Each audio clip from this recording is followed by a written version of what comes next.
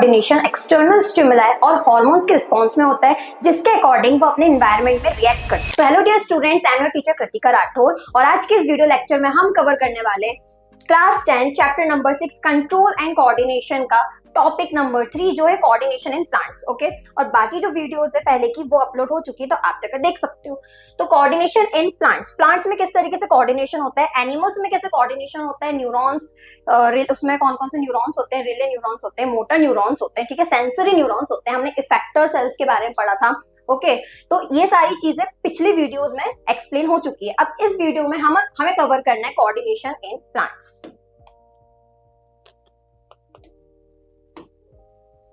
Okay, तो सबसे पहले plants also respond to external stimuli. Stimuli मैंने बताया था वैसे, लेकिन तुम्हें पिछली वीडियो तक ना जाना पड़े इसलिए मैं फिर से एक बार बता देती हूँ। स्टिमुलाई, स्टिमुलाई का मतलब क्या होता है, ठीक है। स्टिमुलाई प्लूरल वर्ड है, इसका सिंगुलर वर्ड होता है स्टिमुलस। Stimulus singular. स्टिमुलस का मीनिंग होता है कि कोई भी एक्सटर्नल फैक्टर जिसके टुवर्ड्स हम रिस्पॉन्ड करते हैं। ओके, कोई भी एक्सटर्नल फैक्टर जिसके टुवर्ड्स जो भी लिविंग ऑर्गेनिज्म होता है वो रिस्पॉन्ड करता है, उसको बोला जाता है स्टिमुलाई। अब स्टिमुलाई क्या क्या हो सकता है, तो स्टिमुलस आपके जितने भी 5 ऑर्गन्स है, लाइक हमारी स्किन हुई, ठीक है, जैसे टेम्परेचर की वजह से हमारी स्किन रिस्पॉन्ड करती है। ओके, जैसे अगर ठंडी है तो हम स्वेटर पहन लेते हैं, है ना, बारिश हो रही है तो हम अम्ब्रेला लगा लेते हैं। तो ये सारी चीजें हमारे लिए स्टिमुलस है जिसके टुवर्ड्स हम रिस्पॉन्ड कर रहे हैं, राइट।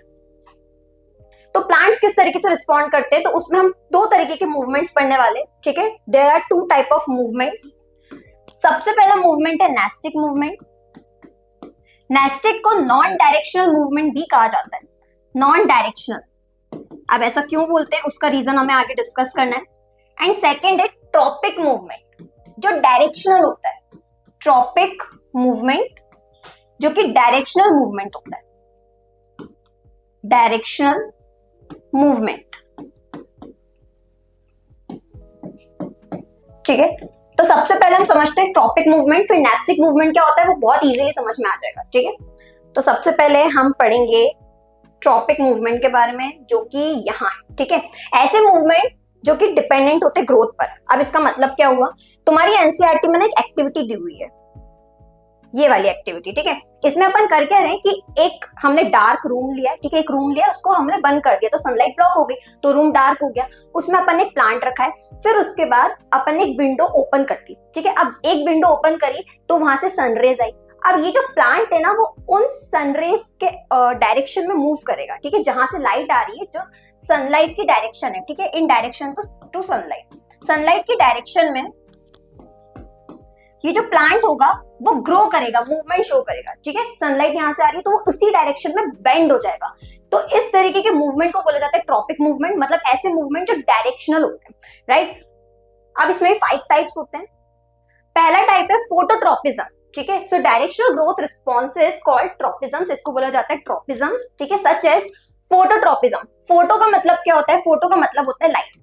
अगर जो प्लांट है अगर वो लाइट के टुवर्ड्स बेंड हो रहा है या फिर लाइट के टुवर्ड्स कोई मूवमेंट शो कर रहा है तो उसे बोला जाता है फोटोट्रॉपिज्म, ठीक है। ट्रॉपिज्म का मतलब क्या होता है, ग्रोथ, है ना, मूवमेंट शो करना, और फोटो मतलब लाइट की प्रेजेंस में। तो अगर प्लांट लाइट की प्रेजेंस में मूवमेंट शो कर रहा है, ग्रोथ शो कर रहा है, ठीक है, तो उसको बोला जाता है फोटोट्रॉपिज्म।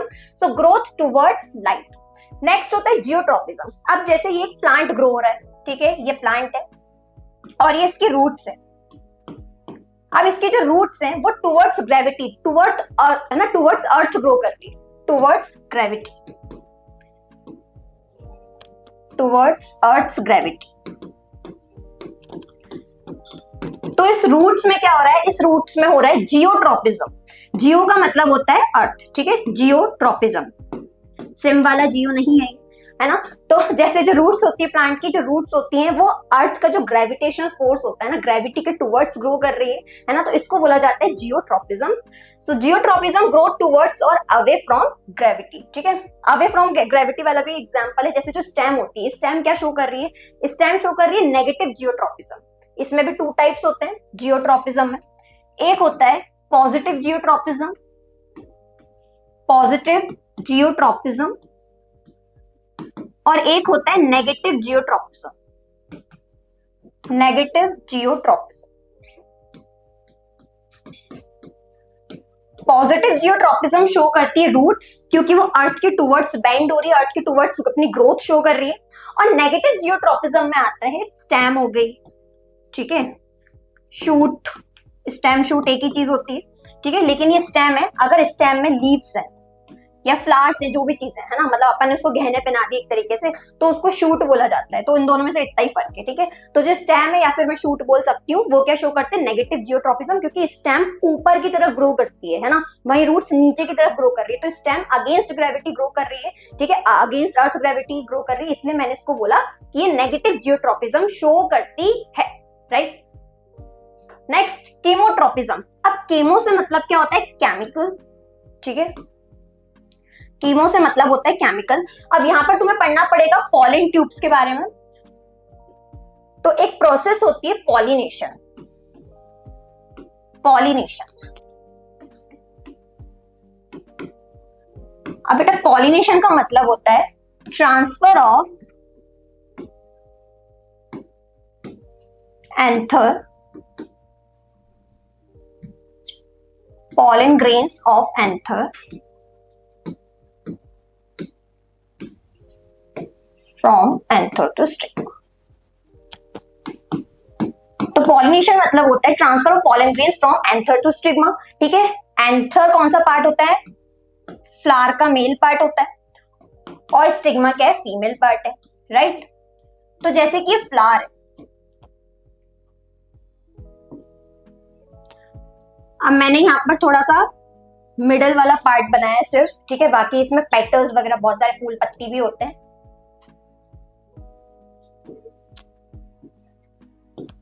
ये जो फर्स्ट पार्ट होता है उसको बोला जाता है स्टिग्मा, जो सबसे ऊपर होता है, और ये स्टिकी होता है, ठीक है। जो बीच वाला इलोंगेटेड और नैरो पार्ट होता है उसको बोला जाता है स्टाइल, और जो सबसे नीचे होता है उसको बोला जाता है ओवरी। ओवरी, एंड ओवरी के अंदर होता है ओव्यूल।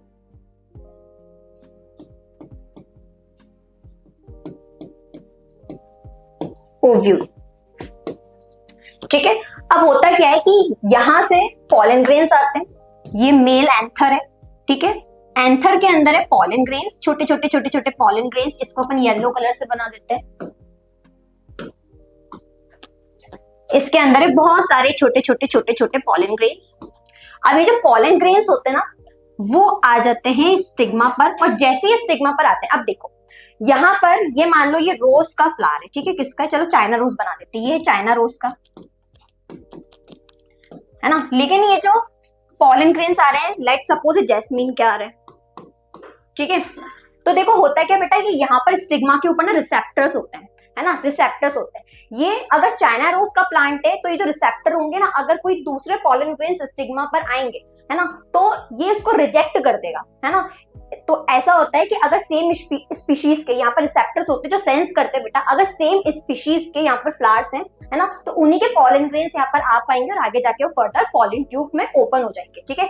लेकिन बेटा अगर ये डिफरेंट स्पीशीज के पॉलन ग्रेन्स हैं तो फिर आगे पॉलन ट्यूब जनरेट यहाँ से नहीं हो पाएगा, वरना तो कुछ और ही हाइब्रिड ही बन जाएगा, ठीक है। तो होता क्या है, मान लो ये जैस्मिन का नहीं है, अब मैं इसको चाइना रोज का ही बना देती हूँ। अब ये चाइना रोज का एंथर है, यहाँ से आए चाइना रोज के पॉलन ग्रेन्स स्टिग्मा पर आए, और जैसे स्टिग्मा पर आते हैं ना, तो यहाँ पर ये ग्रो हो जाते हैं। यहाँ पर एक केमिकल होता है, ठीक है, एक केमिकल होता है जिसको सेंस करते हैं, इनको पता चल जाता है कि हाँ ये मेरी स्पीशीज के हैं, ठीक है। फिर इसके बाद ये अराइज होते हैं, ये ओपन होते हैं पॉलन ट्यूब में। किसमें ओपन हो जाते हैं, पॉलन ट्यूब में। फिर जो पॉलन ट्यूब होती है वो मेल गैमेट लेके जाती है और वो जाकर ओव्यूल में फ्यूज हो जाते हैं फीमेल गैमेट से, और इस प्रोसेस को बोला जाता है फर्टिलाइजेशन। फीमेल गैमेट से, और इस प्रोसेस को बोला जाता है फर्टिलाइजेशन।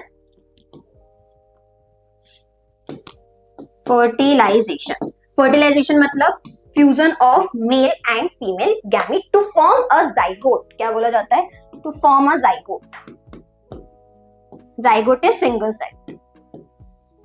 तो समझ आया कीमोट्रॉपिज्म का मतलब क्या हो रहा है, कि बेटा जो एक मेल एंथर है ना, मेल एंथर से पॉलन ग्रेन्स आ रही है ना, और वो फीमेल स्टिग्मा पर जाकर स्टिक हो रही है। लेकिन बेटा वो जो पॉलन ग्रेन है वो फर्दर पॉलन ट्यूब में तभी अराइज होगा, वो फर्दर पॉलन ट्यूब तभी फॉर्म कर पाएगा जब वो सेम स्पीशीज का होगा। और ये कैसे पता चलेगा उसको, है ना, ये स्टिग्मा को, इस वाले स्टिग्मा को कैसे पता चलेगा, क्योंकि इसके बेटा स्टिग्मा पर बहुत सारे केमिकल्स होते हैं, ठीक है, केमिकल होते हैं, रिसेप्टर्स होते हैं, ठीक है, वो इस चीज को सेंस कर लेते हैं। तो यहाँ पर जो ग्रोथ हो रही है वो केमिकल के टुवर्ड्स हो रही है, ठीक है, उसके रिस्पॉन्स में हो रही है। तो growth of pollen tube towards the ovule, है ना, ड्यू टू केमिकल, इसको बोला जाता है कीमोट्रोपिज्म। देन होता है हाइड्रोट्रोपिज्म। तो हाइड्रोट्रोपिज्म में हाइड्रो का मतलब होता है वाटर, ठीक है, तो ग्रोथ टुवर्ड्स वाटर। अगर कोई प्लांट है ना, जैसे हाइड्रिला, जैसे कि हाइड्रिला, ठीक है। अब बेटा जो हाइड्रिला होता है ये पानी में, और ये पानी में ही इसकी रूट्स ग्रो कर रही हैं, ठीक है, तो इसकी जो रूट्स हैं वो एक तरीके से वाटर के टुवर्ड्स ग्रो कर रही हैं, तो इसको बोला जाता है हाइड्रोट्रोपिज्म, मतलब वो वाटर के रिस्पॉन्स में ग्रो कर रही है, राइट। तो ये 4 टर्म्स हमने अच्छे से पढ़ लिए कि डिपेंडेंट ऑन ग्रोथ। ये हम किसके बारे में पढ़ रहे थे, ये हम पढ़ रहे थे ट्रोपिज्म्स के बारे में। किसके बारे में पढ़ रहे थे, ट्रोपिज्म्स। इसलिए बेटा ट्रोपिज्म को बोला जाता है डायरेक्शनल ग्रोथ, इसलिए इसे और क्या बोला जाता है, directional growth movement, directional growth movement. मतलब ग्रोथ या तो लाइट के डायरेक्शन में हो रही है ना, या तो अर्थ की ग्रेविटी के डायरेक्शन में हो रही है ना, या तो केमिकल के रिस्पॉन्स में हो रही है, या फिर वाटर के रिस्पॉन्स में हो रही है ना। तो ये चारों किसके टाइप से, ट्रोपिज्म या फिर डायरेक्शनल ग्रोथ मूवमेंट्स के।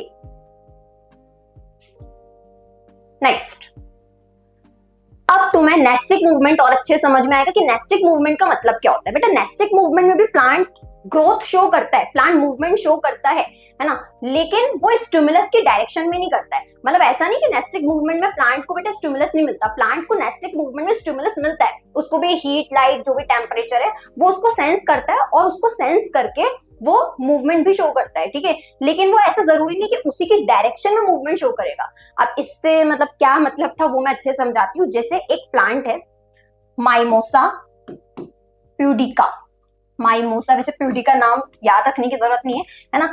इसको टच मी नॉट या फिर छुई मुई बोला जाता है ना, touch me not plant, touch me not plant, है ना, या फिर छुई मुई।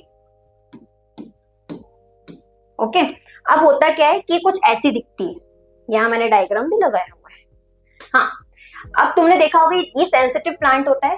अगर मैं इसको जरा सा ऐसे प्रेस करती हूँ ना, ऐसे ऐसे अपन खेलते हैं ना इसके साथ, तो इसकी सारी जो लीव्स होती है वो ऐसे बंद होती जाती है, बंद होती जाती है। तो अपना जो बेटा हाथ है वो उसके लिए क्या है, अपना हैंड उसके लिए एक स्टिमुलस है ना, और उस स्टिमुलस की वजह से वो क्लोज होते जा रही है, ठीक है। लेकिन बेटा ऐसा नहीं है कि मैं अगर दूसरी तरफ से हाथ अगर उसको बेंड करने की कोशिश करूंगी तो वो उस डायरेक्शन में बेंड होगी, नहीं, ठीक है। मतलब वो कोई डायरेक्शन पे डिपेंड नहीं करती, वो सेम डायरेक्शन में ही बेंड होगी हर बार, राइट।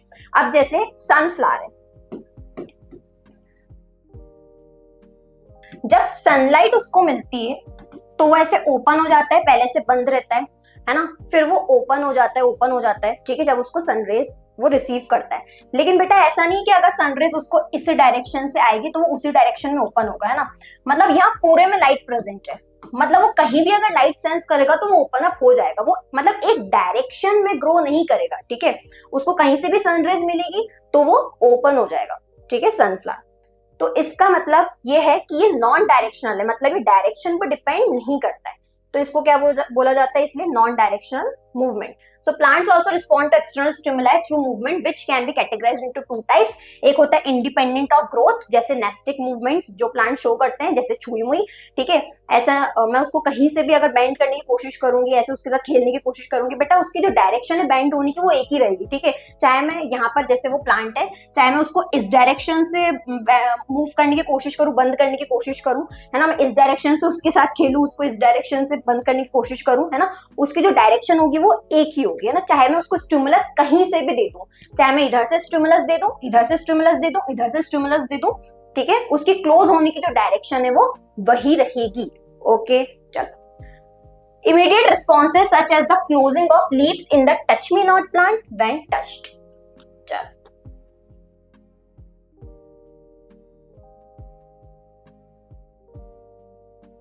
प्लांट हॉर्मोन्स अब अपन ने ये चीज तो पढ़ ली कि भाई प्लांट दो तरीके के मूवमेंट शो करते हैं। अब हम पढ़ने वाले प्लांट हार्मोन्स के बारे में। So plant hormones are chemicals. Hormones तो बेटा केमिकल से ही मिलकर बने होते हैं, ठीक है। तो प्लांट हार्मोन्स क्या होते हैं? They are the chemicals that help coordinate growth and responses to environmental stimuli. अब बेटा जैसे हमारे पास कोऑर्डिनेशन के लिए दो चीजें होती है, एक तो हार्मोन्स होते हैं और एक नर्वस सिस्टम होता है ना, जो हमारी बॉडी में कंट्रोल एंड कोऑर्डिनेशन का रिस्पॉन्सिबल होता है। लेकिन बेटा प्लांट्स में तो कोई न्यूरॉन्स, नर्वस सिस्टम ऐसा कुछ होता नहीं है ना, प्लांट के पास तो कोई दिमाग होता नहीं है ना। तो प्लांट्स में बेटा कौन कंट्रोल एंड कोऑर्डिनेशन के रिस्पॉन्सिबल होता है? तो प्लांट्स में बेटा प्लांट हार्मोन्स होते हैं जो कि प्लांट के कंट्रोल एंड कोऑर्डिनेशन के लिए रिस्पॉन्सिबल होते हैं।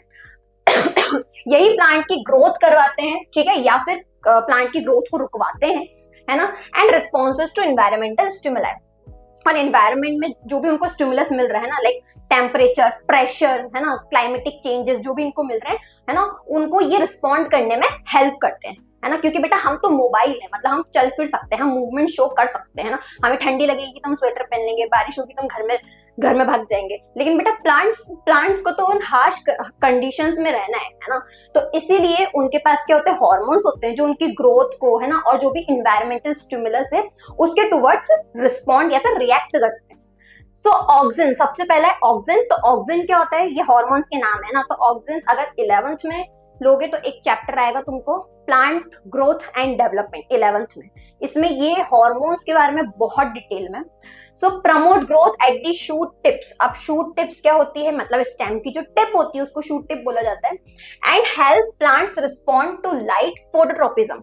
तो जो ऑक्सिन होता है वो एक्चुअली प्लांट को फोटोट्रोपिज्म में हेल्प करता है, ठीक है। और जो ऑक्सिन होता है ना वो सनलाइट की डायरेक्शन से अपोजिट ग्रो होता है और प्लांट का मूवमेंट कराता है। देखो मैं बताती हूँ।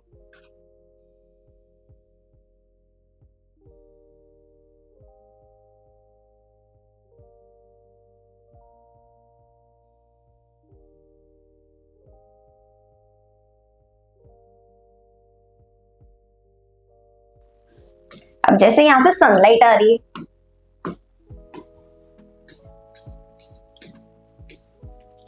ठीक है।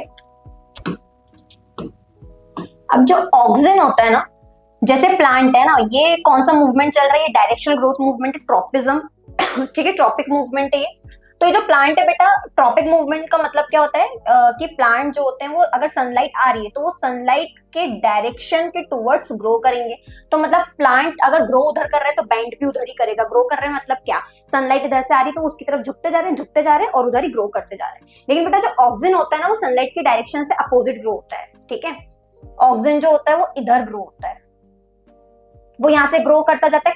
प्लांट की हाइट है ना, प्लांट की जो शूट है, शूट टिप पर होता है, प्लांट की हाइट बढ़ाता जाता है और प्लांट की हाइट बेटा यहाँ से बढ़ती जाती है और फिर यहाँ पर वो बैंड होते जाते हैं टुवर्ड्स सनलाइट, ठीक है। तो जो ऑक्सिन होता है वो प्लांट्स में फोटोट्रोपिज्म के रिस्पॉन्सिबल होता है। देन जिब्रेलिन्स, ठीक है, स्टिमुलेट स्टेम ग्रोथ। जिब्रेलिन्स का काम क्या होता है कि प्लांट में स्टेम ग्रोथ को स्टिमुलेट करना, ठीक है, बढ़ावा देना। फिर उसके बाद साइटोकाइनेंस। अब साइटोकाइनेंस इस वर्ड को स्प्लिट करके समझो अच्छे से। साइटो का मतलब होता है सेल और काइनिन का मतलब होता है डिवीजन। तो सेल का डिवाइड होना उसको बोला जाता है साइटोकाइनिन, है ना। ऐसा हार्मोन जो सेल डिवीजन में हेल्प करे, सेल डिवीजन में रोल प्ले करे, उस हार्मोन को बोला जाता है cytokinin. Encourage cell division especially in fruits and seeds, है ना। फ्रूट्स और सीड्स में जो सेल डिवीजन होता है वो साइटोकाइनिन की वजह से ही होता है ना। तभी अभी वो बेटा कच्चा मैंगो था, है ना, अब वो पक्का मैंगो बन गया। फिर उसके बाद एब्सिसिक एसिड। एब्सिसिक एसिड का काम होता है लीव्स की विल्टिंग कराना। विल्टिंग मतलब लीव्स को गिरा देना। अब बेटा लीव्स मैच्योर हो गई ना प्लांट्स में, है ना, अब लीव्स गिरती भी हैं तो किसकी वजह से गिरती है? Abscisic acid. या फिर फ्रूट है ना, अब फ्रूट बेटा ऐसा नहीं कि सिर्फ लटका ही रहता है ऊपर, है ना, जब वो पक जाता है तो फिर वो नीचे टपक भी जाता है ना। तो एक तो ग्रेविटी रोल प्ले करती है, दूसरा abscisic acid, okay. So inhibits growth and causes wilting specially under stress.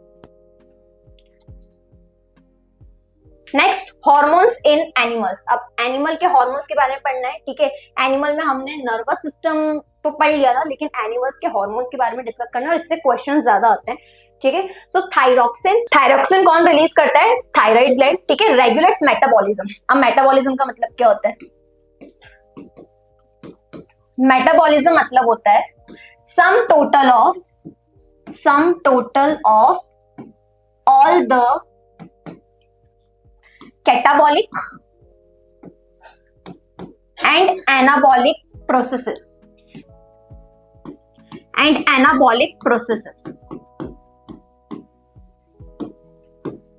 अब कैटाबॉलिक प्रोसेस इसको बोलते हैं बेटा, अगर बॉडी में कोई भी चीज टूट रही है या फिर आपके सेल्स में अगर कोई भी चीज टूट रही है तो उसको बोला जाता है कैटाबॉलिज्म। उसको क्या बोला जाता है? कैटाबॉलिज्म, मतलब कोई भी चीज का ब्रेकडाउन होना।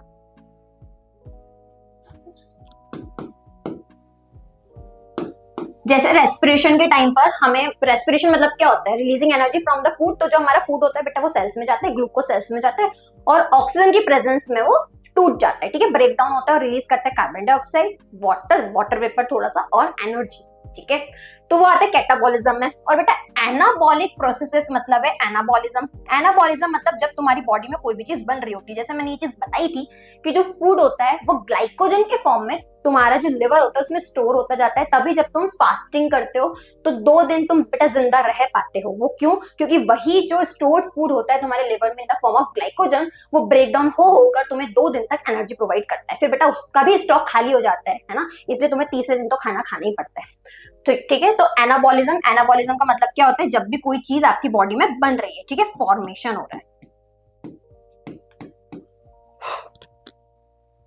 ओके, तो जो थायरोक्सिन होता है वो मेटाबॉलिज्म को रेगुलेट करता है कि चीजें मतलब कितनी स्टोर होनी चाहिए लिवर में। ऐसा नहीं बेटा कि ग्लाइकोजन इतना ही स्टोर होने लगा कि लिवर ही फट जाए, है ना।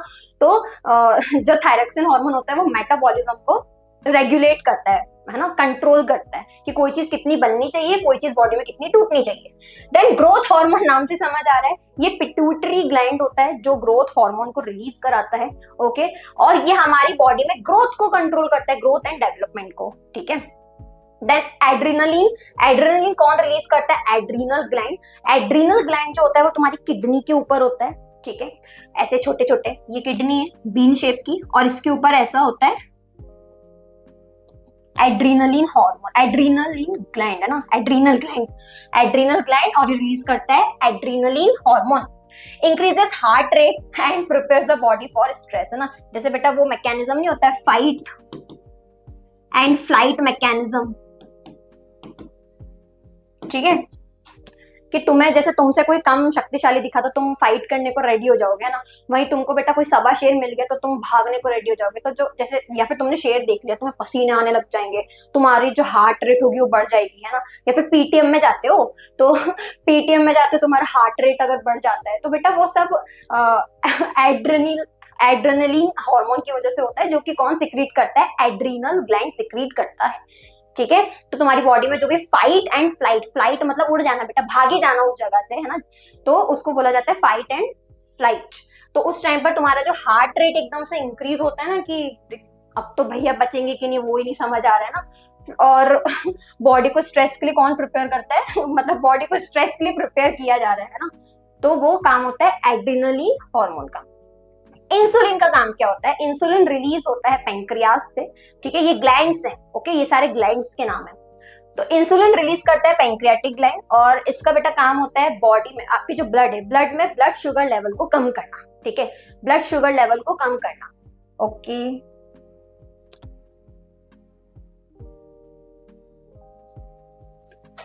अब यहां पर देख लो पीनियल ग्लैंड तुम्हारे एक तरीके से जो स्लीप साइकिल होता है ना, बायोलॉजिकल क्लॉक बोल सकते हैं इसको।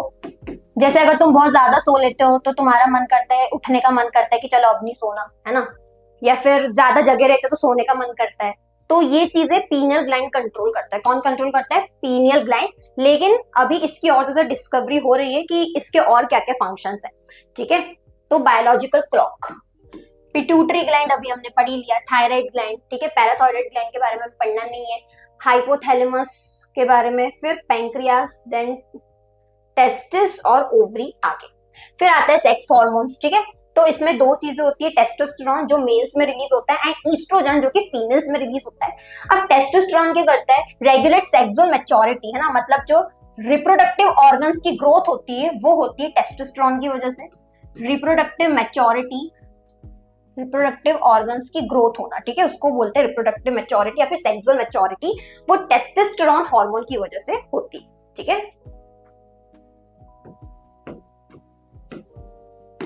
And secondary sexual traits. अब सेकेंडरी सेक्सुअल ट्रेट्स किसको बोलते हैं? जब हम बेटा एडोलेसेंस या फिर हम जब प्यूबर्टी में एंटर करते हैं ना, तो मेल्स की बॉडी में बहुत सारे चेंजेस होते हैं, है ना। उनकी वॉइस चेंज हो जाती है, बियर्ड आने लगती है ना, शोल्डर्स ब्रॉड हो जाते हैं। तो ये जो सारे चेंजेस होते हैं जो प्यूबर्टी वाली स्टेज पर आते हैं, उसको बोला जाता है सेकेंडरी सेक्सुअल ट्रेट्स या फिर सेकेंडरी सेक्सुअल कैरेक्टर्स। तो वो सब के लिए कौन रिस्पॉन्सिबल होता है? टेस्टोस्टेरोन हार्मोन रिस्पॉन्सिबल होता है।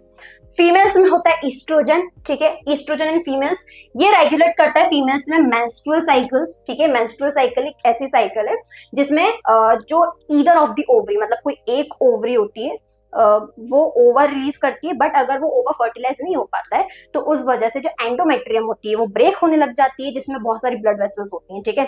तो वो ब्रेक होने लगती है और हर मंथ ब्लीडिंग होती है। तो ये होता है menstrual cycle and sexual maturity. और फीमेल्स में जो भी सेक्सुअल मैच्योरिटी होती है ना, मतलब रिप्रोडक्टिव ऑर्गन्स की जो ग्रोथ होती है, उसके लिए भी कौन रिस्पॉन्सिबल होता है? उसके लिए भी रिस्पॉन्सिबल होती है ईस्ट्रोजन हार्मोन।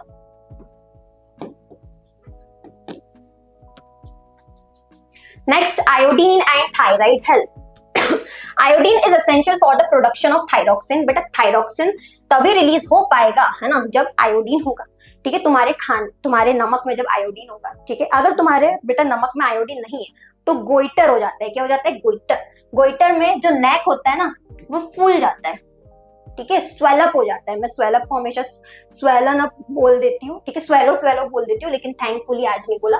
तो आयोडीन जो होता है वो थायरोक्सिन की प्रोडक्शन के लिए जरूरी होता है। और थायरोक्सिन क्या काम करता है वो अभी हमने पढ़ा, वो मेटाबॉलिज्म को रेगुलेट करता है, ठीक है। A hormone that controls metabolism. Iodised salt, अच्छा जो पहाड़ी लोग होते हैं उनको आयोडीन के अलग से इंजेक्शंस लगवाने पड़ते हैं, आयोडीन अलग से लेना पड़ता है, क्योंकि बेटा वहां पर वैसे आयोडीन उनके सॉल्ट में नहीं होता, मतलब उनको कमी होती है, तो उनको गोइटर के चांसेस भी ज्यादा हो जाते हैं, ठीक है। Ensures we get enough iodine to prevent diseases like goitre, a condition where the thyroid gland swells. तुम्हारा जो यहाँ थायराइड ग्लैंड लोकेटेड होता है, अभी इमेज देखी थी ना हमने, कहाँ गया? ये रहा, ठीक है। ये नेक पर दिख रहा है तुमको थायराइड ग्लैंड, ठीक है। तो वो थायराइड ग्लैंड जो होता है वो फूल जाता है ना, जिस वजह से बेटा गले पर है तो थायराइड ग्लैंड फूलेगा तो गला भी तो फूलेगा ही ना, ठीक है। तो वो कौन सी कंडीशन होती है? Goitre. Then diabetes. So diabetes occurs when there is a lack of insulin from the pancreas, है ना, causing high blood sugar level. बेटा इंसुलिन का काम क्या होता है कि ब्लड से जो भी एक्सेस शुगर है